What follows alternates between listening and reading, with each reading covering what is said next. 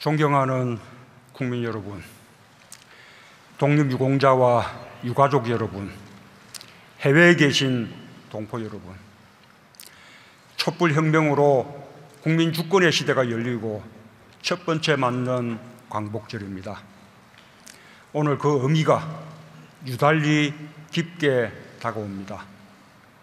국민주권은 이 시대를 사는 우리가 처음 사용한 말이 아닙니다. 100년 전인 1917년 7월 독립운동가 14인이 상해에서 발표한 대동단결 선언은 국민주권을 독립운동의 이념으로 천명했습니다. 경술국치는 국권을 상실한 날이 아니라 오히려 국민주권이 발생한 날이라고 선언하며 국민주권에 입각한 임시정부 수립을 제창했습니다. 마침내 1919년 3월 이념과 계급과 지역을 초월한 전민족적 항일 독립운동을 거쳐 이 선언은 대한민국 임시정부를 수립하는 기반이 되었습니다. 국민주권은 임시정부 수립을 통한 대한민국 건국의 이념이 되었고 오늘 우리는 그 정신을 계승하고 있습니다. 그렇게 국민이 주인인 나라를 세우려는 선대들의 염원은 100년의 시간을 이어왔고 드디어 촛불을 든 국민들의 실천이 되었습니다. 광복은 주어진 것이 아니었습니다. 이름 석자까지 모든 것을 빼앗기고도 자유와 독립의 열망을 지켜낸 3천만이 되찾은 것입니다. 민족의 자주 독립에 생을 바친 선열들은 말할 것도 없습니다. 독립운동을 위해 떠나는 자식의 옷을 기운 어머니도, 일제의 눈을 피해 야학에서 모국어를 가르친 선생님도, 우리의 전통을 지켜내고 삼짓돈을 보탠 분들도 모두가 광복을 만든 주인공입니다.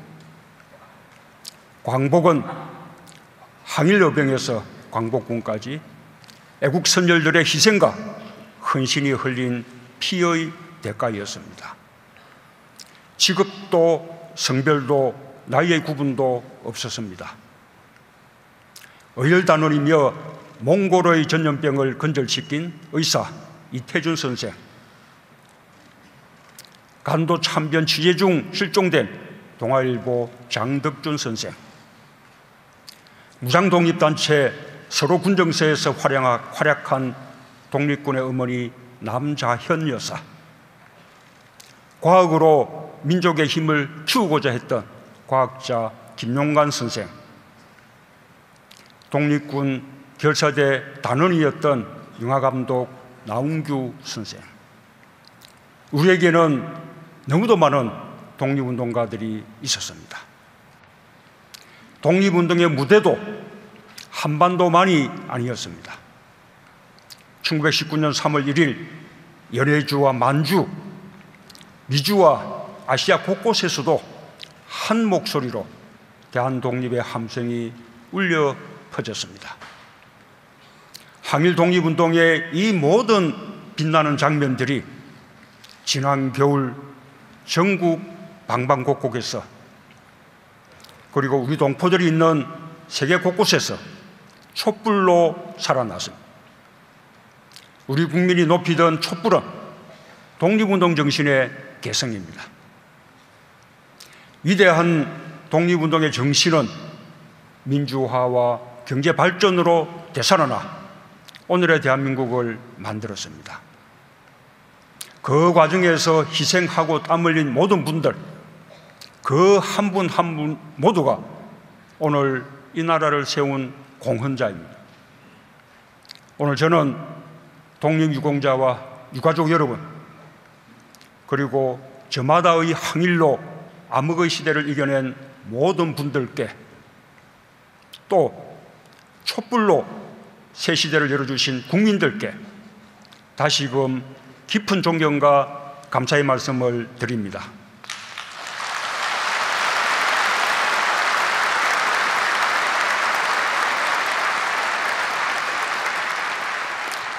아울러 저는 오늘 우리가 기념하는 이날이 민족과 나라 앞에 닥친 어려움과 위기에 맞서는 용기와 지혜를 되새기는 날이 되기를 희망합니다. 존경하는 독립유공자와 유가족 여러분,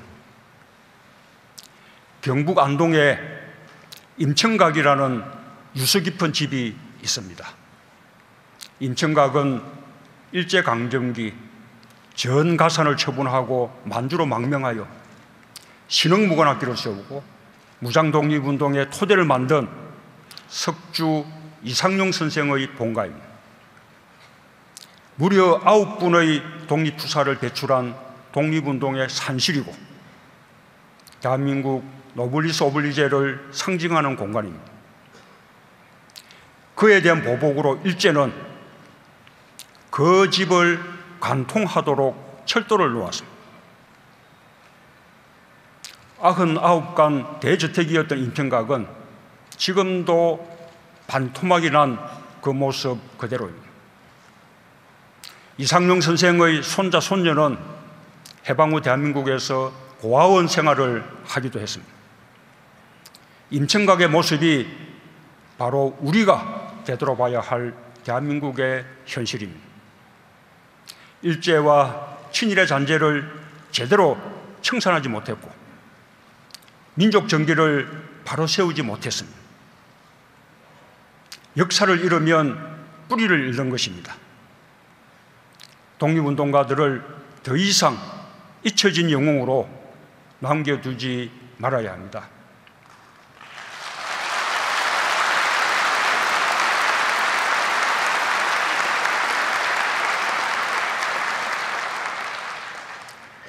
명예뿐인 보훈에 머물지도 말아야 합니다. 독립운동을 하면 3대가 망한다는 말이 사라져야 합니다.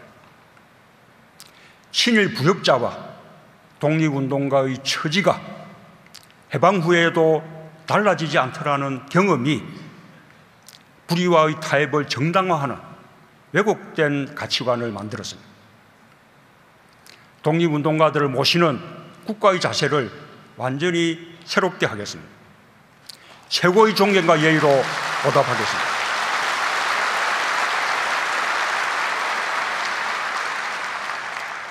독립운동가의 3대까지 예우하고 자녀와 손자녀 전원의 생활 안정을 지원해서 국가에 헌신하면 3대까지 대접받는다는 인식을 심겠습니다.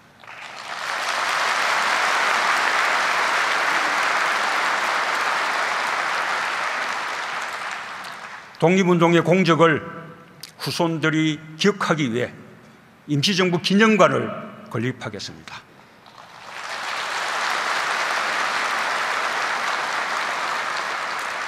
임청각처럼 독립운동을 기억할 수 있는 유적지는 모두 찾아내겠습니다. 잊혀진 독립운동가를 끝까지 발굴하고 해외의 독립운동 유적지를 보존하겠습니다.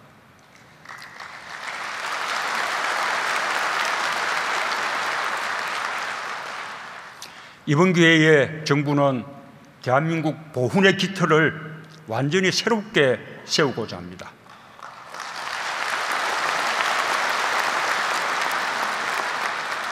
대한민국은 나라의 이름을 지키고 나라를 되찾고 나라의 부름에 기꺼이 응답한 분들의 희생과 헌신 위에 서 있습니다. 그 희생과 헌신에 제대로 보답하는 나라를 만들겠습니다.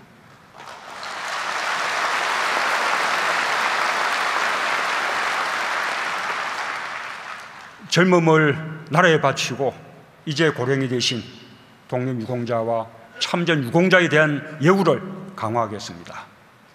살아계시는 동안 독립유공자와 참전유공자의 치료를 국가가 책임지겠습니다.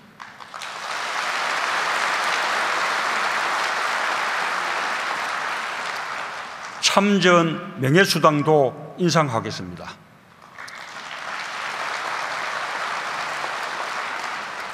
유공자 어르신 마지막 한 분까지 대한민국의 품이 따뜻하고 영광스러웠다고 느끼시게 하겠습니다.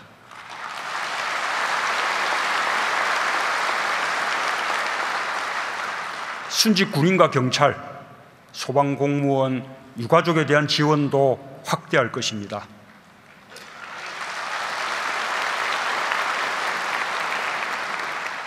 그것이 우리 모두의 자긍심이 될 것이라 믿습니다.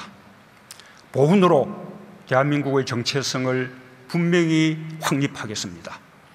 애국의 출발점이 보훈이 되도록 하겠습니다.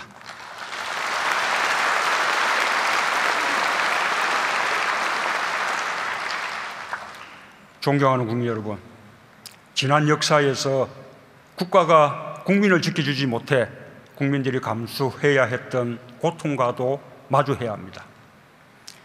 광복 70년이 지나도록 일제강점기 강제동원 고통이 지속되고 있습니다. 그동안 강제동원의 실상이 부분적으로 밝혀졌지만 아직 그 피해의 규모가 다 드러나지 않았습니다. 밝혀진 사실들은 그것대로 풀어나가고 미흡한 부분은 정부와 민간이 협력해 마저 해결해야 합니다.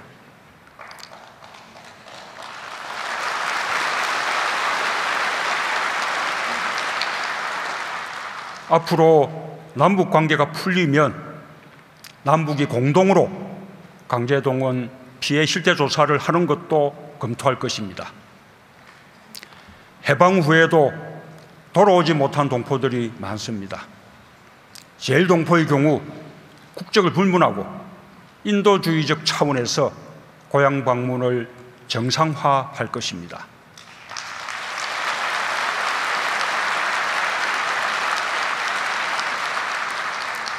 지금도 시베리아와 사하린 등 곳곳에 강제 이주와 동원이 남긴 상처가 남아 있습니다. 그분들과도 동포의 정을 함께 나누겠습니다.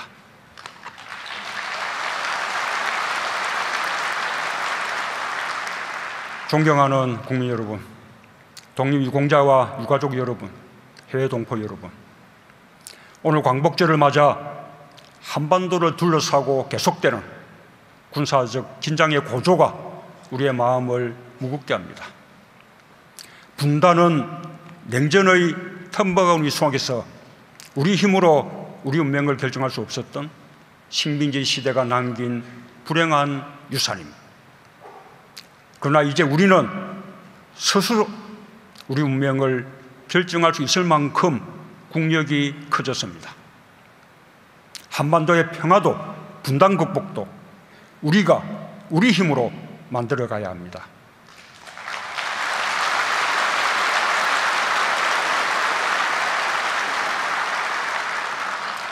오늘날 한반도의 시대적 소명은 두말할 것 없이 평화입니다. 한반도 평화 정착을 통한 분단 극복이야말로 광복을 진정으로 완성하는 길입니다. 평화는 또한 당면한 우리의 생존 전략입니다. 안보도, 경제도, 성장도, 번영도 평화 없이는 미래를 담보하지 못합니다.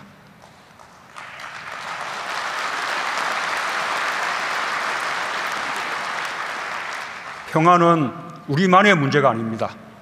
한반도에 평화가 없으면 동북아에 평화가 없고, 동북아에 평화가 없으면 세계의 평화가 깨집니다. 지금 세계는 두려움 속에서 그 분명한 진실을 목도하고 있습니다. 이제 우리가 가야 할 길은 명확합니다. 전 세계와 함께 한반도와 동북아의 항구적 평화체제 구축의 대장정을 시작하는 것입니다.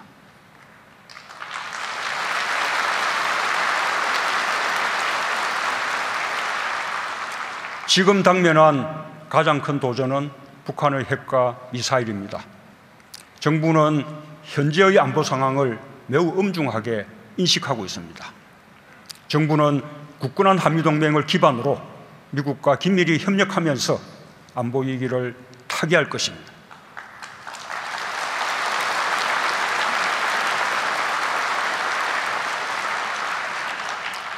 그러나 우리의 안보를 동맹국에게만 의존할 수는 없습니다. 한반도 문제는 우리가 주도적으로 해결해야 합니다. 정부의 원칙은 확고합니다.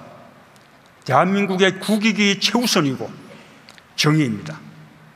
한반도에서 또다시 전쟁은 안 됩니다.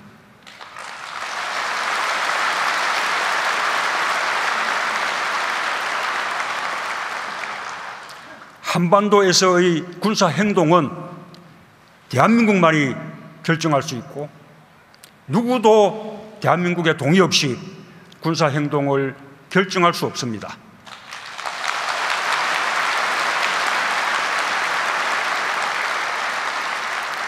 정부는 모든 것을 걸고 전쟁만은 막을 것입니다. 어떤 우여곡절을 겪더라도 북핵 문제는 반드시 평화적으로 해결해야 합니다. 이 점에서 우리와 미국 정부의 입장이 다르지 않습니다.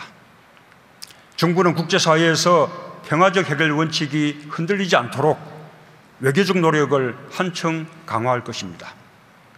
국방력이 뒷받침되는 굳건한 평화를 위해 우리 군을 더 강하게, 더 믿음직스럽게 혁신하여 강한 방위력을 구축할 것입니다.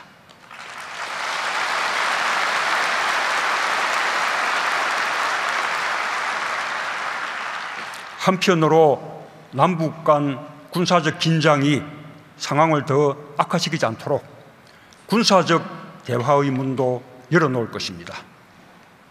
북한에 대한 제재와 대화는 선의의 문제가 아닙니다.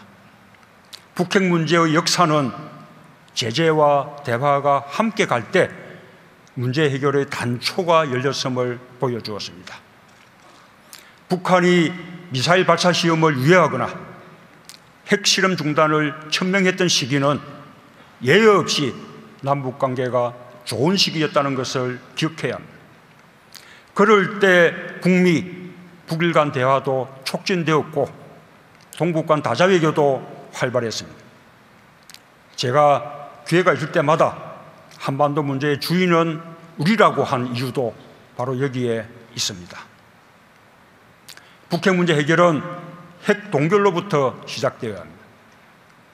적어도 북한이 추가적인 핵과 미사일 도발을 중단해야 대화의 여건이 갖춰질 수 있습니다.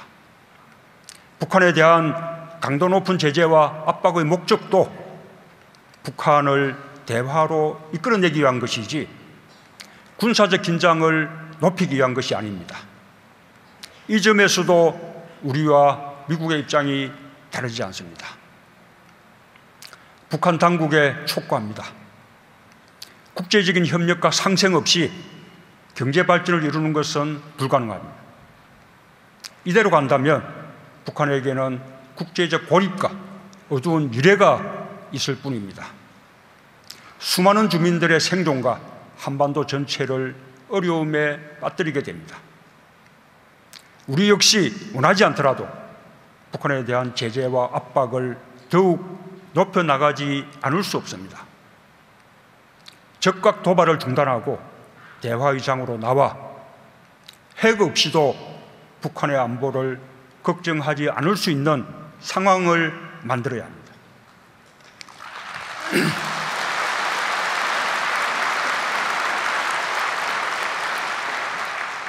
우리가 돕고 만들어 가겠습니다. 미국과 주변 국가들도 도울 것입니다. 다시 한번 천명합니다. 우리는 북한의 붕괴를 원하지 않습니다. 흡수 통일을 추진하지도 않을 것이고 인위적 통일을 추구하지도 않을 것입니다. 통일은 민족 공동체의 모든 구성원들이 합의하는 평화적 민주적 방식으로 이루어져야 합니다.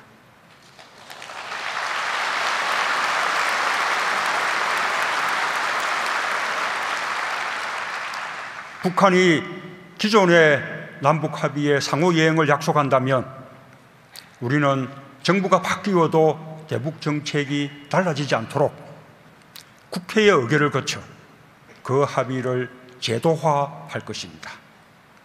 저는 오래전부터 한반도 신경제지도 구상을 밝힌 바 있습니다.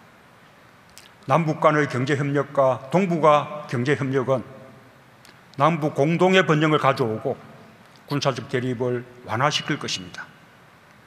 경제협력의 과정에서 북한은 핵무기를 갖지 않아도 자신들의 안보가 보장된다는 사실을 자연스럽게 깨닫게 될 것입니다. 쉬운 일부터 시작할 것을 다시 한번 북한에 제안합니다. 이산가족 문제와 같은 인도적 협력을 하루빨리 재개해야 합니다. 이분들의 한을 풀어드릴 시간이 얼마 남지 않았습니다. 이산가족 상봉과 고향 방문, 성묘에 대한 조속한 호응을 촉구합니다.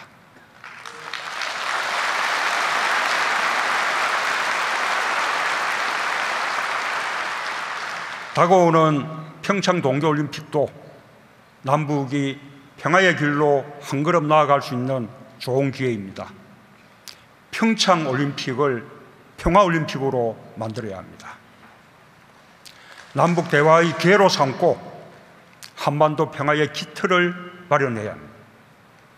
동북아 지역에서 연이어 개최되는 2018년 평창 동계올림픽, 2020년 도쿄 하계올림픽, 2022년 베이징 동계올림픽은 한반도와 함께 동북아의 평화와 경제협력을 촉진할 수 있는 절호의 기회입니다.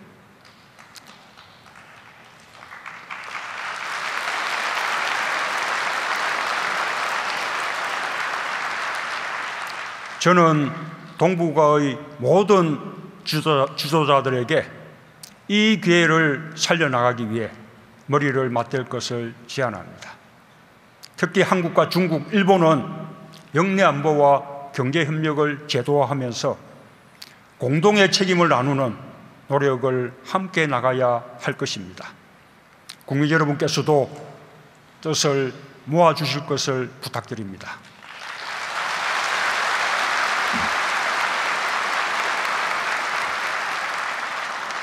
존경하는 국민 여러분, 해마다 광복절이 되면 우리는 한일 관계를 되돌아보지 않을 수 없습니다. 한일 관계도 이제 양자 관계를 넘어 동북아의 평화와 번영을 위해 함께 협력하는 관계로 발전해 나가야 할 것입니다. 과거사와 역사 문제가 한일 관계의 미래지향적인 발전을 지속적으로 발목 잡는 것은 바람직하지 않습니다. 정부는 새로운 한일 관계의 발전을 위해 셔틀 외교를 포함한 다양한 교류를 확대해 갈 것입니다. 당면한 북핵과 미사일 위협에 대한 공동 대응을 위해서도 양국 간의 협력을 강화하지 않을 수 없습니다. 그러나 우리가 한일 관계의 미래를 중시한다고 해서 역사 문제를 덮고 넘어갈 수는 없습니다.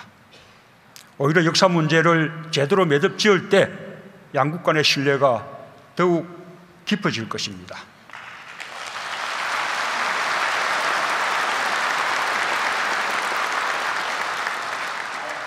그동안 일본의 많은 정치인과 지식인들이 양국 간의 과거와 일본의 책임을 직시하려는 노력을 해왔습니다. 그 노력들이 한일 관계의 미래지향적 발전에 기여해 왔습니다. 이러한 역사인식이 일본의 국내 정치 상황에 따라 바뀌지 않도록 해야 합니다. 한일 관계의 걸림돌은 과거사 그 자체가 아니라 역사 문제를 대하는 일본 정부의 인식의 부침에 있기 때문입니다. 일본군 위안부와 강제징용 등 한일 간의 역사 문제 해결에는 인류의 보편적 가치와 국민적 합의에 의한 피해자의 명예회복과 보상, 진실규명과 재발방지 약속이라는 국제사회의 원칙이 있습니다. 우리 정부는 이 원칙을 반드시 지킬 것입니다.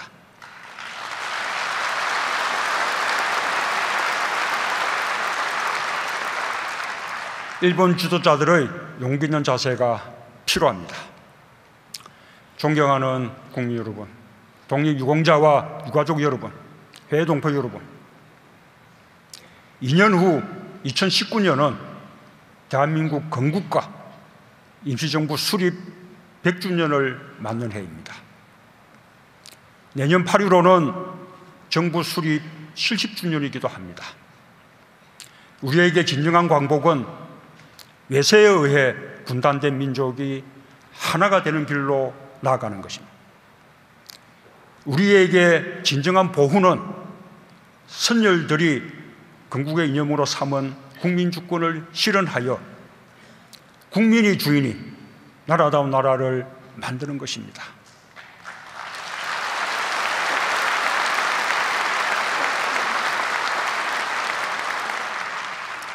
지금부터 준비합시다.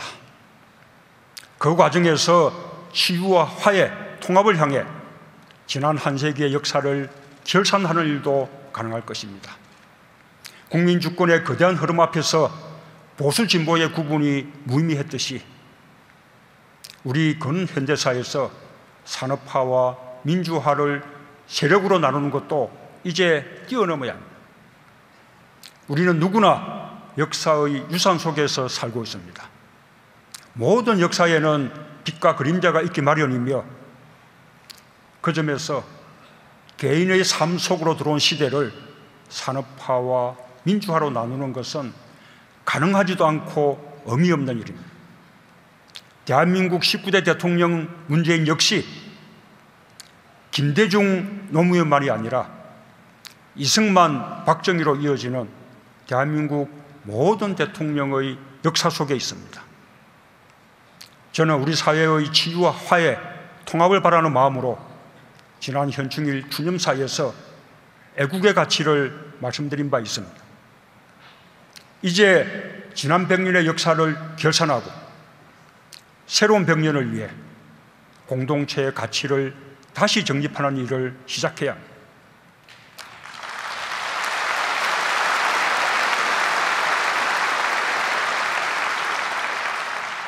정부의 새로운 정책 기조도 여기에 맞춰져 있습니다.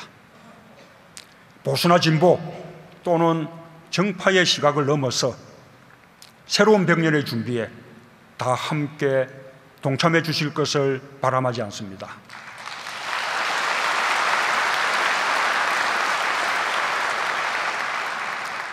존경하는 국민 여러분, 오늘 우리 다 함께 선언합시다. 우리 앞에 수많은 도전이 밀려오고 있지만 새로운 변화에 적응하고 헤쳐나가는 일은 우리 대한민국 국민이 세계에서 최고라고 당당히 외칩시다.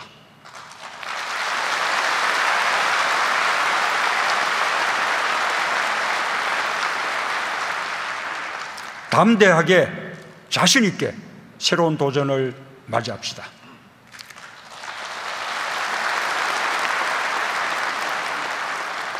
언제나 그랬듯이 대한민국의 이름으로 하나가 되어 이겨나갑시다.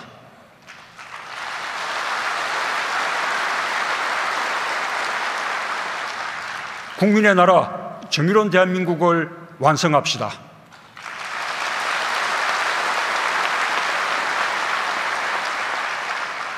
다시 한번 우리의 저력을 확인합시다.